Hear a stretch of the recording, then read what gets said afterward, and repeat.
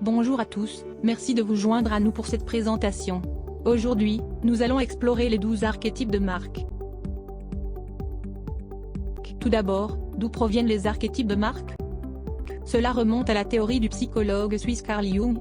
Il a identifié 12 archétypes, ou personnalités, avec chacun un ensemble de caractéristiques, telles que le comportement ou les objectifs visés. En se basant sur cette théorie, chaque marque peut être identifiée comme appartenant à l'un de ces 12 modèles.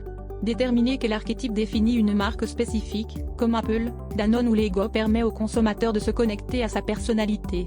Ces travaux et définitions sont un outil puissant pour la stratégie de marque ainsi que pour le marketing et la communication d'entreprise. Nous allons maintenant présenter et expliquer les différents archétypes lors de cette présentation. Pour chacun d'entre eux, nous verrons dans un premier temps le but de cet archétype, ses caractéristiques avec leurs forces et faiblesses, et enfin sa niche marketing. Premier archétype. Le héros. Son but est de prouver sa valeur par le biais d'actes honorables. Il sera volontaire pour aider à résoudre les problèmes complexes. Il va également aider les autres et protéger les faibles. Concernant ses valeurs, le héros sera brave, honorable, fort, confiant et inspirant.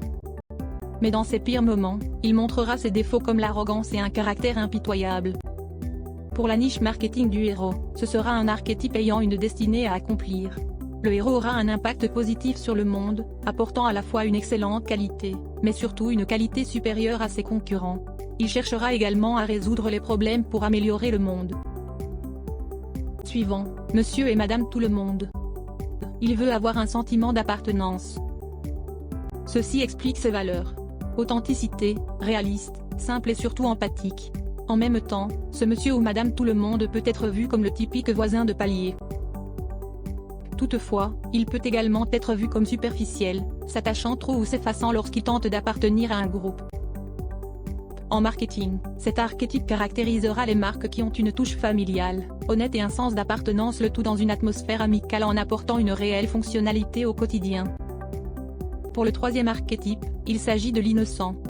Tandis que son but est d'être heureux et libre, ses valeurs sont les suivantes: rêveur, pur, jeune, optimiste, simple mais également romantique et nostalgique. Les défauts de l'innocent seraient sa naïveté et sa tendance à se comporter comme un enfant.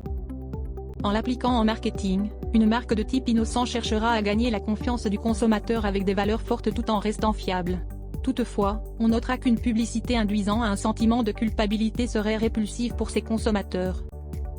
Le quatrième archétype, le sage. Son but est à la fois de comprendre ainsi que d'aider les autres afin de leur apporter sagesse et connaissance. Ses valeurs principales sont la sagesse, la connaissance, la compréhension et l'esprit ouvert. Pour ses défauts, le sage peut être parfois trop dans la contemplation, froid et distant. En marketing, le sage va aider les consommateurs à comprendre le monde, tout en leur fournissant des messages riches de sens. Le magicien. Ce cinquième archétype souhaite changer le monde en modifiant les comportements. Il est visionnaire, mystique, imaginatif, idéaliste et rassurant. Toutefois, le magicien peut également être déconnecté de la réalité et avoir des comportements à risque. Une marque de type magicien offrira des produits qui promettent de changer le monde. Elle sera amenée à embarquer le client dans un voyage qui le transformera, et inspirera le changement. Le fou du roi, sixième archétype de marque. Le fou du roi veut profiter de la vie tout en apportant joie et rire. Ses valeurs sont l'humour, son côté joueur et farceur. Pour ses défauts, le fou du roi peut être irresponsable et frivole. Une marque de ce type s'appuiera sur le bon côté de la vie, tout en divertissant les esprits pour que le client passe un bon moment. Le septième archétype. Le meneur. Son but est de contrôler et d'avoir du pouvoir pour transformer le chaos en ordre. Pour ce faire, le meneur a d'importantes valeurs comme la capacité à mener, sa responsabilité, son sens de l'organisation et sa confiance en soi. Mais cet archétype a des défauts, il peut être très autoritaire, rigide et souhaiter tout contrôler de manière excessive. En marketing, une marque meneuse va créer de la stabilité et de la sécurité. Une telle marque ira vers une promotion qui renforce le sentiment de puissance. Maintenant, nous allons introduire l'amoureuse, aussi appelée le passionné. Son but est de créer de l'intimité et créer de l'amour tout en désirant être désiré. Pour ce faire, l'amoureux a les valeurs suivantes: passion, intimité, empathique, résolu, idéaliste et sensuel. Mais en même temps, l'amoureux peut être obsessif ou trop désintéressé. Quand on l'applique en marketing, une telle marque va créer de véritables émotions et communiquera avec passion ses messages. 9e archétype. Le rebelle. Son but est de briser les codes et d'interpeller. Il souhaite agir dès que quelque chose semble ne pas fonctionner. Le rebelle a les traits suivants: esprit rebelle, disruptif, iconoclaste et sauvage. Néanmoins, le rebelle, alors qu'il souhaite briser les codes, a des défauts. Il peut être hors de contrôle et parfois même destructif. En marketing, ces marques vont attirer les gens qui se sentent exclus de la société ainsi que ceux qui rejettent le statu quo. L'explorateur, 10e archétype de marque. Son but? Il souhaite découvrir et vivre de nouvelles expériences. L'explorateur et les marques de ce type auront les qualités suivantes. Pionnier, excitant, curieux, osant aller vers l'aventure ou vers la découverte personnelle. Son principal défaut est qu'il peut être très agité. Ces marques vont challenger leur audience. Elles seront excitantes, inviteront à prendre des risques tout en inspirant la liberté. L'archétype suivant est le créateur. Le but de cet archétype est de créer quelque chose de nouveau, qui soit exceptionnel et avec de vraies valeurs durables.